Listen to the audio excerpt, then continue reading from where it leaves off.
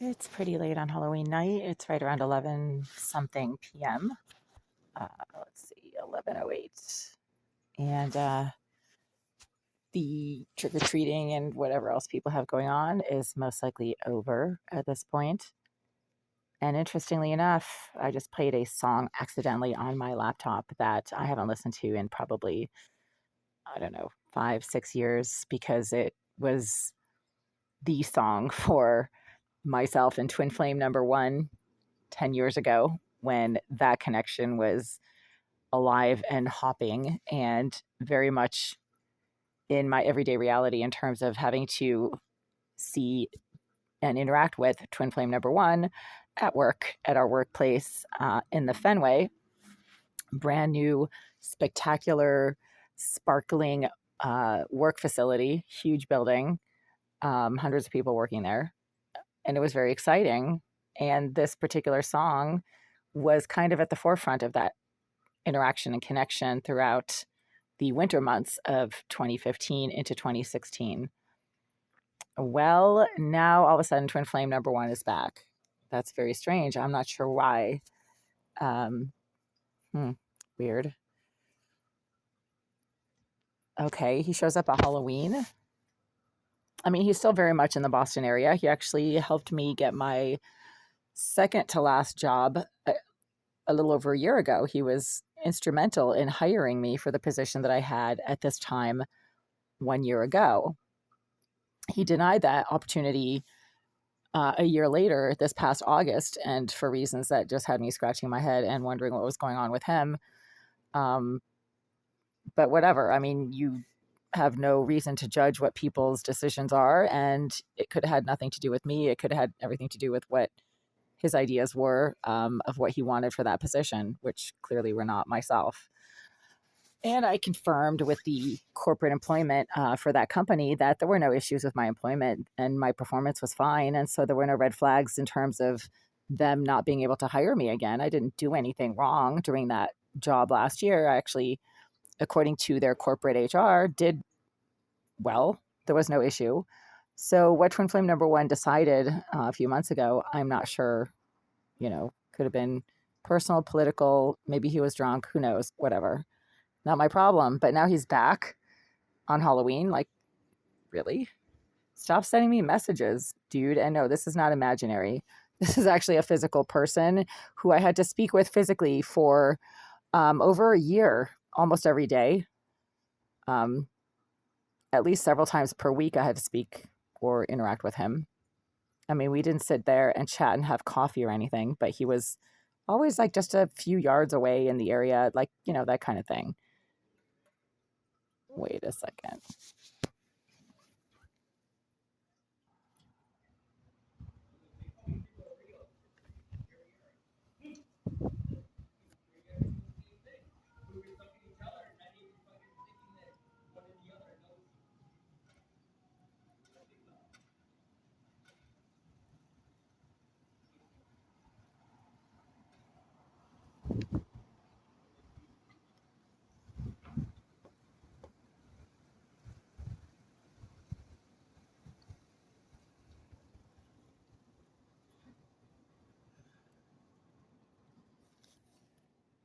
So why these low life trash bags keep loitering around on the sidewalk directly below these windows when it's 46 degrees outside right now? I don't know.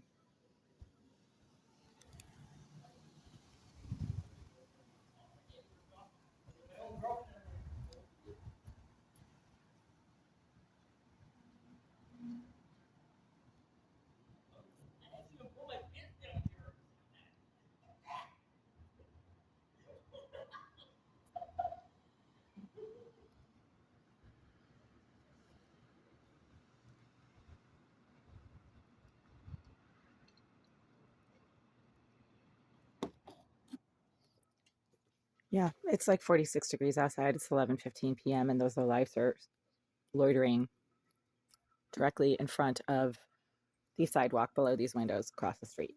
They always stand across the street so they can interact with whatever's going on in my windows so that I have to see them when I look out the window. They're the first thing that I see because they know that they're so disgusting. Nobody wants to have anything to do with them. So they literally shove themselves in your face because they're angry that they're disgusting pieces of trash that nobody wants to deal with. And then they force people to deal with them by acting like a bunch of filthy animals. It's too bad for them because they're just wasting their time.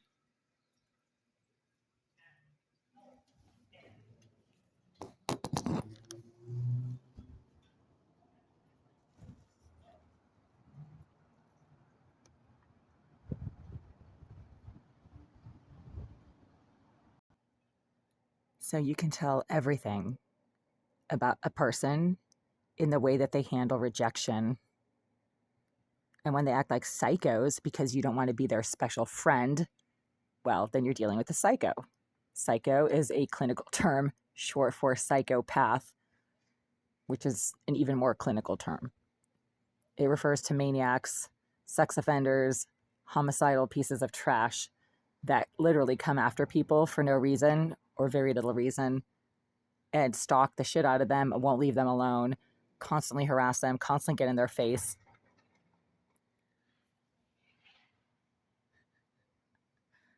That's a psycho. These are sex offenders. That's a fact confirmed by the Boston Housing Court and agents of the Housing Court who informed me in person during a conference that the Greenville Group works with state agencies who are seeking to house sex offenders. Sex offenders are trash. I don't really care what their backstory is. I couldn't care less. I had friends in college who were raped and they didn't turn into sex offenders, so there's no excuse for forcing yourself on other people, regardless of the method of delivery of that intrusion. So when they're loitering around on the sidewalk below these windows, acting like screaming, shouting circus clowns, they're showing exactly who and what they are, which is scum. Scum. Got that? Scum. I'm not going to apologize because they're the ones who should apologize. They're the ones who are disrupting the neighborhood, blocking the sidewalk, preventing access to the doorways and egresses around this building complex by standing around in large numbers and forcing their miserable agitation on the entire neighborhood. They're disgusting pieces of filth, especially if you look up their police records and their arrest histories. That's even more disgusting. So now it's starting to rain, and that's why they're no longer right there, right in front of that window. It's actually the door to nowhere. That door is not an actual official entrance for that building. So when they loiter and block access to that door and stand in front of the sidewalk, they're not doing it because they're trying to get in and out of the building. They're doing it because they're trying to harass other people.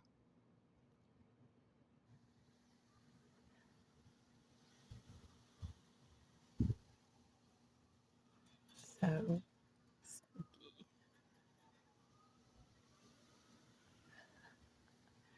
So now that the trash bags have left, thankfully, uh, it's a nice night once again. Halloween. I mean, who doesn't love Halloween? I still have like 2 more movies to go. I watched one episode of Vampire Diaries, the first season, which was the best. Watched Hocus Pocus, which is a Halloween staple and a all-time favorite for Halloween movies. I don't think anything gets better for Halloween than Hocus Pocus, especially if you're not into the violent slasher movies that really don't have anything to do with Halloween, just a lot of bludgeoning people to death, which is horrible. I just can't watch violent horror movies, which are not really, again, Halloweenish. They're just homicidal. Halloween and homicide should not really go together, in my opinion. And then I have Sleepy Hollow and what else lined up? I've already seen Van Helsing. I kind of want to watch The Wolfman with Benicio del Toro. I love Benicio del Toro anyway, and that Wolfman movie seems pretty good, so I might just check it out, especially since it's still Halloween.